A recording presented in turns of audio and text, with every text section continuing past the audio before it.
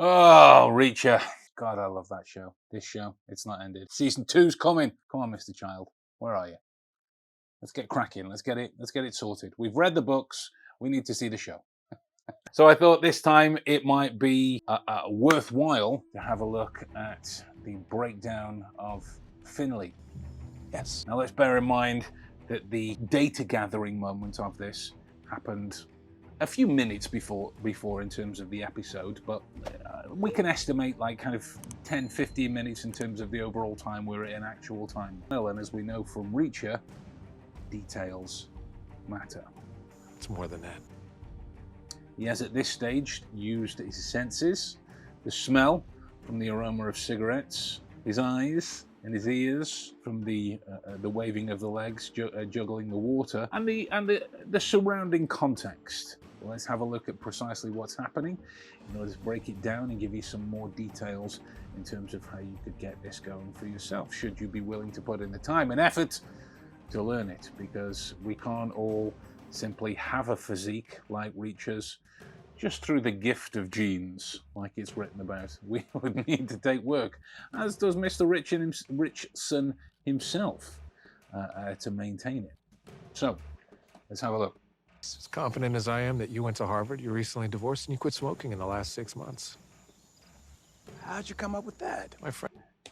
Now that's one of those times, right? That this is acting. Let's just get that out of the way from the start.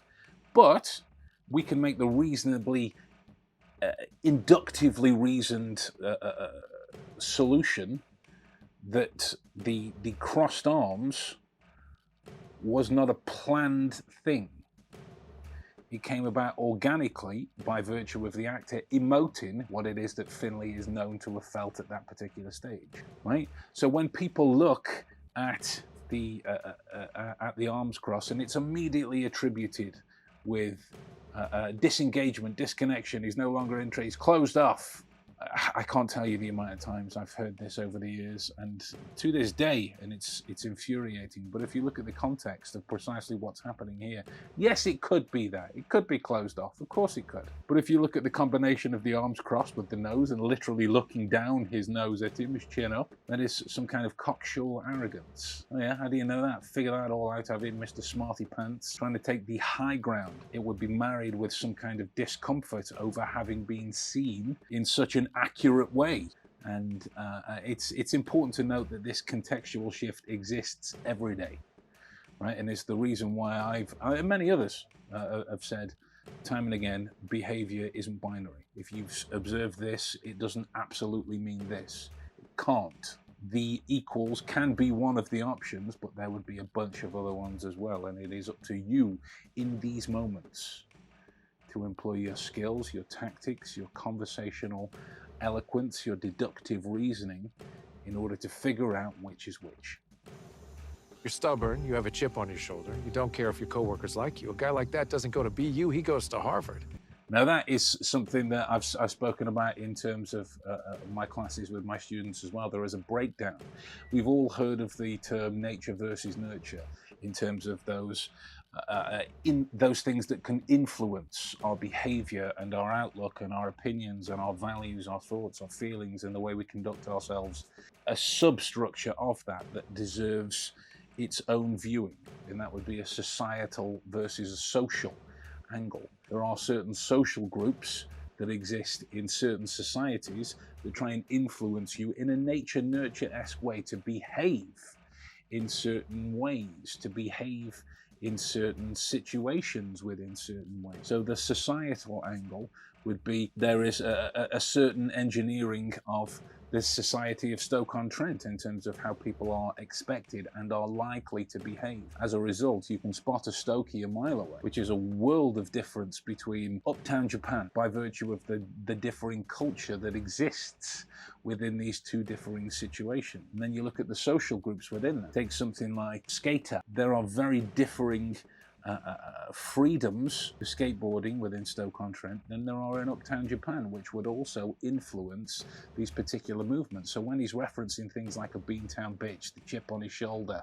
all of these other words, you are literally shuffling likely pieces off the table. So when you say a person like this doesn't go to here, he goes to Harvard. That's not as definitive as it sounds. The man Reacher's speaking from a place of confidence. We can look at the work of Sam Gosling. He did some work into what is a cat person and what is a dog person and a bird person, not in the Rick and Morty sense. This is in order to understand what pets this person likely has at home or grew up with, or both, right? So when we observe these traits out in the public, we can say that a person like that doesn't have a cat, they have a dog. And they might have no pets at that particular stage, but they exhibit all of the traits of a dog person, right? So that's the kind of confidence that we can look at in order to direct these deductions further and further and further. To show those blue blood assholes what he's capable of, am I right? About going to Harvard? Yes. And you'll notice that when Finley acknowledges about going to Harvard, yes, his chin is slowly coming down, slowly coming down. The arms haven't moved, but the drawbridge is slowly coming down in order to accept what Reacher is. Whether that was crafted or not, I don't know. But it's an important point from the actors that speaks to how talented they are. If we read people in a thermodynamic property, as is my want, this is how we can get directly towards these minimal specificities that we can use to understand things further. At your age, divorce is a higher probability, but you still wear the ring. By the wear on it, you play with it, obsess over it. Like I said, you're stubborn. Still hoping to reconcile with the old lady. So when he's breaking down the categories in terms of the wedding ring, the pension, the job outlook that could allow him to buy this suit and this suit and this suit, but he chooses to dress how he is, which means there is no woman at home telling him how to dress. That's taking for granted a lot of social outcomes. So another situation that would explain all of those angles would be the stubbornness. He might have a woman at home telling him to dress how he wants, but he doesn't want to. He wants to dress how he likes because he likes it. He's stubborn. He doesn't want to listen. But when we look in with the ring in terms of taking it off and playing with it, right? This is a fascination, a fixation with the relationship itself. For a staple inanimate object like that, such as a wedding ring or an heirloom, or an old photo album or a photo, clothes that belong to somebody else, something that has a fixed connection towards a person, a relationship, or time spent with somebody else, when it is played with, it is directly indicative of them being on their mind. Yeah, like if you look right the way across the other side of this in terms of the sitcom route, the only other person that I've seen hundreds of people do it in real life, but the only other person I've seen do it on TV is Raymond from Everybody Loves Raymond. It was funny, I only had the ring off for a couple hours and I get hit on, like I'm a stud or something. He takes his ring off and plays with it in a hotel room when he's on his travels, and there is this action towards it. When you see people that have, I shan't do it because of the microphone, but when you see people that have heirlooms, pendants here, when they're on their mind, when they're anxious and there is a connection to it, they go here for safety. This is my ring my ash ring that I had made with Cookie after he died. Okay, so that's why I like to keep it near me. But another one is necklaces in this way, pendants that connect specifically to people. When they are played with, it is a direct action towards a thought that brings them some kind of comfort in that moment. That's why he takes the statistical leap on divorce. So Reacher in this situation is glazing over a couple of points that are particularly important. So those details matter even more, but I would argue that those were left out purely for the sake of driving the character and their relationship, more so than being demonstrative of Reacher's genius. The water in your glass moved a bit. We're not on any major fault lines. It means your leg was bouncing under the table. That combined with the slight aroma of cigarettes in your suit, because it's hard to get out of tweed. When you look at the aroma of cigarettes and its inability to leave certain things as opposed to others, the guiding rule, I mean, we could get into the science behind it, and I have to a certain degree within the monographs, but The guiding kind of generalized rule of thumb is thicker the clothes, the more challenging it is to get the smell out. It is a challenge to get that old smoke out, and since it is faded smells, that gives you a time delay in terms of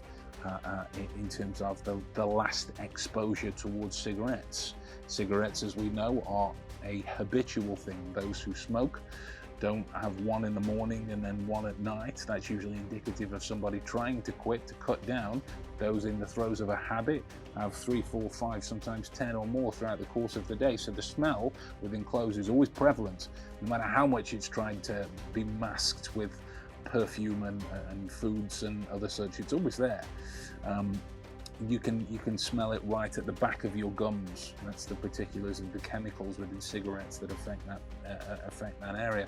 The anxiety that people face when they are doing their best to break a habit, whether it be smoking, drinking, scrolling on Instagram, cookies, anything that you have built up this behavioral response to, of going back and back and back in order to get some kind of a psychosomatic hit of dopamine. When you experience that anxiety, that's a vulnerability, so you automatically default to that place in order to grow.